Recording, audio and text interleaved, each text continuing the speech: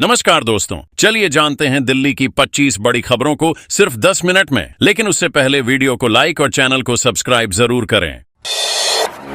यमुना में मूर्ति विसर्जन पर होगी कार्रवाई, डीपीसीसी की गाइडलाइंस जारी। दिल्ली प्रदूषण नियंत्रण समिति डीपीसीसी ने यमुना को बचाने के लिए नए दिशा निर्देश जारी किए हैं। गणेशोत्सव और दुर्गा पूजा के दौरान अब यमुना नदी में सीधे मूर्ति विसर्जन करने पर रोक रहेगी। उल्लंघन करने वालों से 50,000 रुपए तक जुर्माना वसूला जाएगा। डीपीसीसी ने स्थानीय प्रशासन को कृत्रिम तालाब और पंडालों में ही विसर्जन की व्यवस्था करने के निर्देश दिए हैं। समिति का कहना है कि यह कदम पर्यावरण और जलीय जीवन की सुरक्षा के लिए बेहद जरूरी है।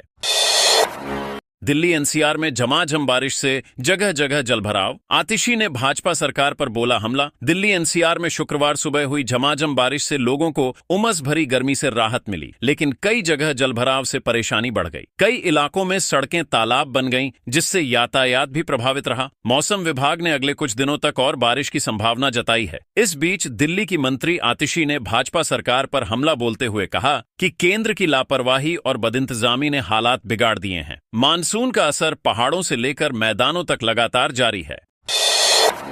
दिल्ली मेट्रो की येलो लाइन पर सुबह के समय सेवाएं प्रभावित, स्टेशनों पर लगी यात्रियों की भारी भीड़। दिल्ली मेट्रो की येलो लाइन पर शुक्रवार सुबह तकनीकी खराबी से सेवाएं बाधित हो गईं। विश्वविद्यालय से केंद्रीय सचिवालय के बीच चल रही मेट्रो अचानक रुकने लगी, जिससे दफ्तर और स्कूल जाने वाले हजारों यात्रियों को खासी परेशानी झेलनी पड़ी। इस दौरान कई स्टेशनों पर भारी भीड़ लग गई और लोग लेट हो गए। सोशल मीडिया पर यात्रियों ने गुस्सा जताते हुए बेहतर प्रबंधन की मांग की। डीएमआरसी ने तकनीकी की खामी को जल्द ठीक करने का भरोसा दिया।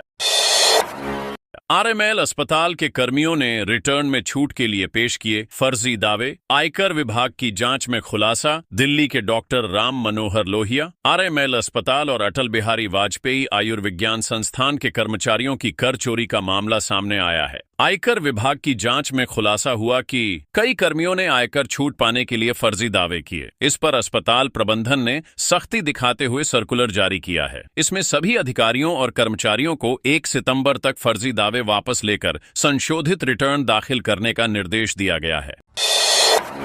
देवी बस सेवा हुई ग्लोबल, ऑस्लो में चलाने की तैयारी। दिल्ली सरकार की सामुदायिक ई बस सेवा देवी को अब वैश्विक पहचान मिल रही है। नॉर्वे की राजधानी ऑस्लो ने इस महिला केंद्रित बस सेवा को अपनी सार्वजनिक परिवहन प्रणाली में लागू करने पर विचार शुरू किया है। गुरुवार को दिल्ली सचिवालय में परिवहन मंत्री डॉ पंकज कुमार सिंह और नॉर्वे प्रतिनिधि मंडल के बीच इस पर उच्च स्तरीय बैठक हुई। दिल्ली सरकार का कहना है कि यह मॉडल महिला सुरक्षा और पर्यावरण संरक्षण में अहम योगदान दे रहा है। दिल्ली में देह व्यापार का खुलासा, नाबालिग लड़कियों से कराया जा रहा था गंदा काम। दिल्ली के स्वरूप नगर इलाके में देह व्यापार के गंदे धंधे का खुलासा हुआ है। बाहरी उत्तरी जिला पुलिस ने एक एनजीओ की सूचना पर छापेमारी की, जिसमें एक महिला समेत 6 लोगों को गिरफ्तार किया गया। आरोप है कि यह गिरोह नाबालिग लड़कियों को बहला फुसलाकर देह व्यापार में धकेल रहा था। पुलिस ने पीड़िताओं को सुरक्षित स्थान पर भेजा है और मामले की गंभीरता को देखते हुए जांच तेज कर दी है। इस खुलासे से इलाके में हड़कंप मच गया।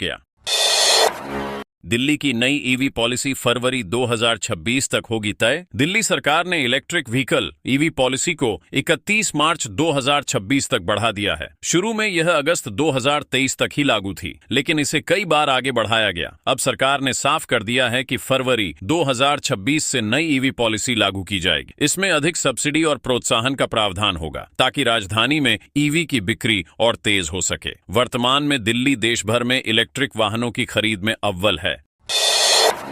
दिल्ली के स्टेडियम बने अंतर्राष्ट्रीय खिलाड़ियों के कारखाने। राष्ट्रीय खेल दिवस के मौके पर दिल्ली के स्टेडियम चर्चा में हैं। यहाँ की खेल सुविधाओं और प्रशिक्षकों की मेहनत से खिलाड़ी न सिर्फ राष्ट्रीय बल्कि अंतर्राष्ट्रीय स्तर पर भी दम दिखा रहे हैं। सरकार के सहयोग और आधुनिक ट्रेनिंग सुविधाओं ने दिल्ली के स्टेडियमों को खिलाड़ियों की फैक्ट्री बना दिया है। खेल की दुनिया में राजधानी का नाम अब सिर्फ स्थानीय स्तर पर ही नहीं बल्कि वैश्विक स्तर पर भी गूंज रहा है।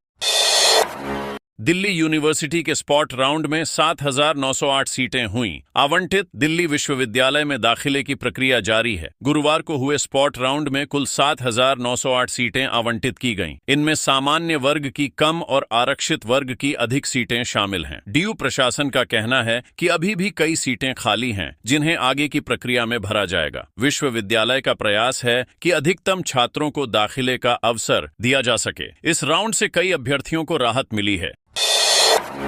दिल्ली हाईकोर्ट ने समीर वानखेड़े की पदोन्नति पर लगाई मुहर, केंद्र की याचिका खारिज। दिल्ली हाईकोर्ट ने समीर वानखेड़े की पदोन्नति पर रोक लगाने से इनकार कर दिया है। केंद्र सरकार ने दलील दी थी कि उनके खिलाफ सीबीआई और ईडी की जांच लंबित है, इसलिए प्रमोशन नहीं दिया जा सकता। लेकिन अदालत ने कहा कि आज की तारीख में उनके खिलाफ न तो कोई विभागीय कार्यवाही चल रही है और न ही कोई चार्जशीट दाखिल हुई है। केवल जांच लंबित होना पदोन्नति रोकने का आधार नहीं हो सकता। कोर्ट ने केंद्र की याचिका खारिज कर पदोन्नति को मंजूरी दे दी। किराड़ी में एएपी एमएलए अनिल झा के जन्मदिन समारोह में हंगामा, शर्मा कॉलोनी के लोगों के साथ हाथापाई, एफआईआर दर्ज। दिल्ली के किराड़ी इलाके में आप विधायक अनिल झा के जन्मदिन समारोह में हंगामा हो गया। शर्मा कॉलोनी के लोग पानी की समस्या लेकर कार्यक्रम में पहुंचे थे। इस दौरान दोनों पक्षों के बीच कहासुनी और हाथापाई हो गई। बाद में दोनों पक्षों ने प्रेमनगर थाने में एक दूसरे के खिलाफ शिकायत दर्ज कराई। विधायक अनिल झा ने इसे राजनीतिक षड्यंत्र बताते हुए कहा कि उनके बेटे को फंसाने की कोशिश की जा रही है। पुलिस ने मामला दर्ज कर जांच शुरू कर दी है।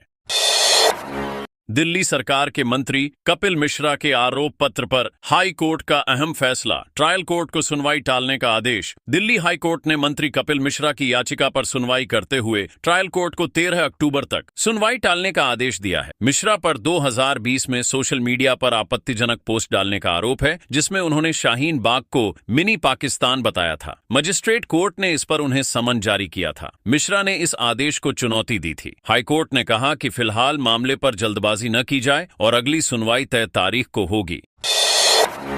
एनसीआर में बारिश बनी आफत, दिल्ली मेरठ एक्सप्रेसवे समेत कई मार्गों पर लगा भीषण जाम। दिल्ली एनसीआर में आज सुबह से जारी बारिश ने जहां लोगों को गर्मी से राहत दी, वहीं जलभराव ने मुश्किलें बढ़ा दी। कई इलाकों में सड़कों पर पानी भर गया, जिससे यातायात ठप पड़ गया। ऑफिस जाने वाले लोग घंटों तक ट्रैफिक जाम में फंसे रहे। सबसे ज्यादा असर दिल्ली मेरठ एक्सप्रेसवे और उससे जुड़े अन्य मार्गों पर देखा गया, जहां भारी जाम की स्थिति रही। लोगों ने सोशल मीडिया पर प्रशासन से बेहतर जल निकासी और यातायात प्रबंधन की मांग की।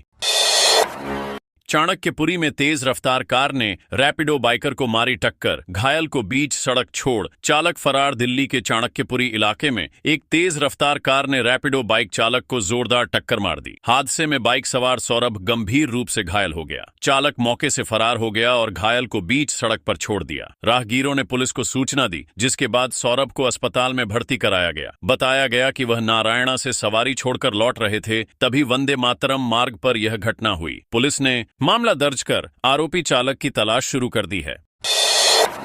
दिल्ली मेट्रो की येलो लाइन पर हजारों यात्री परेशान, कालकाजी समेत इन स्टेशनों पर उमड़ी भीड़। दिल्ली मेट्रो की येलो लाइन शुक्रवार सुबह तकनीकी खराबी की वजह से बाधित हो गई। विश्वविद्यालय से सेंट्रल सचिवालय के बीच परिचालन में आई दिक्कतों के कारण हजारों यात्रियों को परेशानी हुई। खासतौर पर हौज खास और कालकाजी जैसे स्टेशनों पर यात्रियों की भारी भीड़ जमा हो गई। ऑफिस और स्कूल टाइम होने के चलते लोग समय पर नहीं पहुंच पाए। डीएमआरसी ने सोशल मीडिया के जरिए खराबी की जानकारी दी और जल्द समस्या सुलझाने का भरोसा दिलाया। आईआरएस अफसर समीर वानखेड़े के प्रमोशन पर बड़ा फैसला, दिल्ली हाईकोर्ट ने खारिज की केंद्र सरकार की याचिका। दिल्ली हाईकोर्ट ने आईआरएस अधिकारी समीर वानखेड़े के प्रमोशन को लेकर बड़ा फैसला दिया है। कोर्ट ने केंद्र सरकार की उस याचिका को खारिज कर दिया जिसमें वानखेड़े की पदोन्नति पर रोक लगाने की मांग की गई थी। अदालत ने कहा कि केंद्रीय प्रशासनिक न्यायाधिकरण के आदेश को बरकरार रखा जाएगा और सरकार को 4 हफ्तों में इसका पालन करना होगा। वानखेड़े पर भले ही सीबीआई और ईडी ने केस दर्ज किए हों, लेकिन उनके खिलाफ कोई विभागीय कार्यवाही लंबित नहीं है।